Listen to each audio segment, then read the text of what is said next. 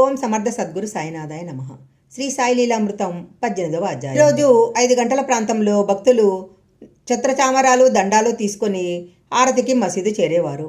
ఒకరు బాబా పక్కన నిలిచి ఛత్రం పడితే ఒకరు చామరంతో వీస్తూ ఉండేవారు. అప్పుడు మేగుడు అంతా సిద్ధం చేసి బాబాకు ఆరతిచ్చేవాడు. వెంటనే భక్తులందరూ శ్రీ సచ్చిదానంద సద్గురు సాయినాథ మహారాజ్కి జై అని ఎలుగెత్తి చాటి తాళాలు చేతులు తడుతూ హారతి పాడేవారు. ఆరతి తమ ఎదుట తిరగకుండా ఛత్రచామరాలు పట్టినవారు దూరంగా ఒదిగి నిలిచేవారు. తరువాత ఒక్కొక్కరే సాయికి నమస్కరించి బూదీ తీసుకుని కాలకృత్యాలకు వెళ్ళేవారు. కొద్దిమంది బాబా సన్నిధిలో కూర్చునేవారు. ఇలా రోజుకు 4 ఆరతులు జరిగేవి. మేగుడు జీవించి ఉన్నంతకాలము అతడే ఆరతి ఇచ్చేవాడు. తరువాత బాబూసాహెబ్ జోగి కార్యక్రమాన్ని స్వీకరించాడు. ఇవి నేటికి ఇలానే జరుగుతున్నాయి. లెండి యాత్ర. రోజు ఉదయం 8:30 గంటల ప్రాంతంలో సాయి లెండికి వెళ్ళి వచ్చేవారు. అప్పుడు మొదట మసీదు ముంగిట వాద్యగాళ్లు చేరి మేళం వాయించేవారు.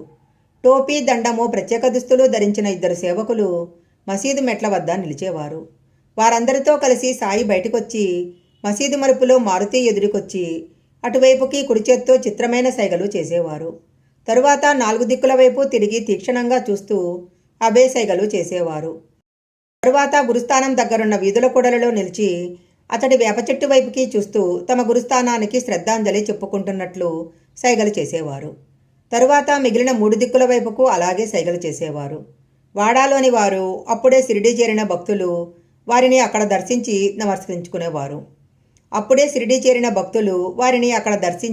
నమస్కరించుకునేవారు. తరువాత ఆయన దక్షిణంగా ఉన్న వీధుల కూడలలో నిలిచి సైగలు చేసేవారు. ఇప్పుడు అక్కడ గూటిలో గుర్తుగా సాయి పాదుకలు ప్రతిష్ఠించారు. అక్కడ పిలాజీ గురువు ఇల్లు మాత్రమే ఉండేది. అక్కడి నుండి లెండి కనిపించేది. ఒకరోజు ఆ సమయంలో లెండిలోని ఒక చెట్టుని ప్రభుత్వ కూలీలు నరుకుతున్నారు. అది చూసి గురవ కుమారునితో సాయి, ఆ చెట్టుని నరకవద్దని చెప్పు, దానికి ప్రాణం ఉంటుంది అన్నారు. ఆ యువకుడు, వారు మనం చెప్తే వింటారా అన్నాడు. క్షణంలో బాబాకు కోపం వచ్చి, పెదవ నీకెంత పిత్తెలివి పెరిగిందిరా అని అతన్ని కొట్టడం ప్రారంభించారు. తర్వాత చూస్తూ ఊరుకున్న బూటి, జోగు ప్లస్లను కూడా కొట్టారు. కానీ మరుక్షణమే శాంతించారు.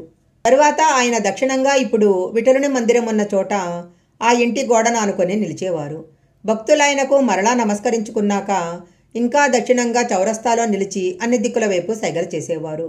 అక్కడి నుంచి పడమరగా ఇప్పుడు కాసిఫ్నాథ్ మందిరం ఉన్న చోట రహదారి పక్కనే నిలిచి మొదట ఖండోబా వైపు, తరువాత మిగిలిన దిక్కుల వైపు తిరిగి సైగలు చేసేవారు. అక్కడి నుంచి ఉత్తరంగా రహదారి పక్కనే నడిచి లెండికి చేరేవారు. అందులోకి దక్షిణంగా ఉండిన చిన్న బాటన సాయి, అబ్దుల్లా లెండిలోకి ప్రవేశించేవారు. మిగిలిన వారు తూర్పువైపుగా ఉన్న బాట వద్ద వేచి ఉండేవారు. సాయి ఆ తోపులో నిత్యకృత్యాలు తీర్చుకునేవారు. మానవ శ్రేయస్సు కోసము సాయి నిత్యము అక్కడ సల్పిన కృషికి ఆ చెట్లు, ఆయన స్థాపించిన శాశ్వతమైన జ్ఞానజ్యోతికి ఆ నందదీపము సంకేతాలుగా నిలిచాయి. అక్కడ నిత్యకృత్యాలు తీర్చుకున్నాక సాయి వచ్చిన దారినే తిరిగొచ్చేవారు, కానీ తూర్పుగా దగ్గర దారిన మసీదుకు వచ్చేవారు కాదు. జీవుల శరీరంలో శ్వాస, ప్రకృతిలోని మానవతా ధర్మాలలాగా సాయి కూడా తమ పందాను ఎప్పుడూ మార్చేవారు కాదు. షిరిడీలో మనం ఎప్పుడు నడిచినా ఆ బాటలోని ప్రతి ఇసుక రేణువు సుమారు 60 సంవత్సరాలు సాయి సంచారంతో పవిత్రమైనదని గుర్తుంచుకోవాలి.